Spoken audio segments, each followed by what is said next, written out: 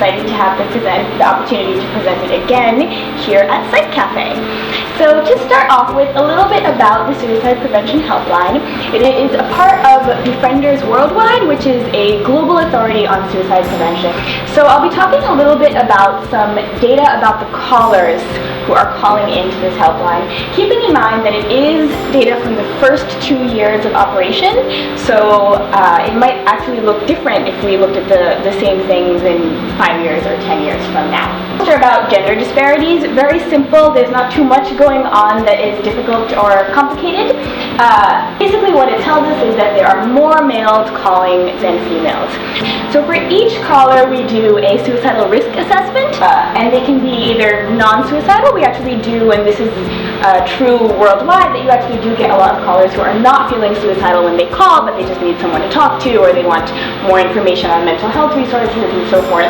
And then you might be slight risk, you might be moderate risk, or you might be acute or actually in a state of emergency, which means that you've already started the process of taking your own life.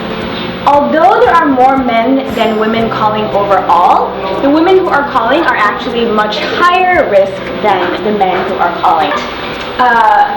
You might wonder if it says something about the mental state of males versus females in general.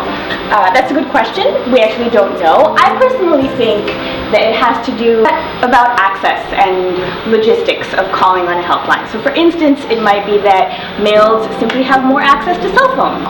Or it might be the sort of social circumstances. For example, there may be gender norms that dictate that females should sort of bear their pain, sort of hold it within themselves, rather than ask for help. They may be more hesitant to take the initiative to kind of go ahead and make a call. Or it might be this aspect of awareness and access. A lot of publicity for these kinds of services happen online, a lot of Facebook, a lot of internet, given that those kinds of services those kinds of publicities are low cost. So it's interesting to sort of think about the reasons that this might be happening. From our point of view, kind of working on trying to get the word out there, we definitely want to think about how to see if we can make that difference go away. We don't actually want women to wait longer to call or not have access. We want their access to kind of come to be the same.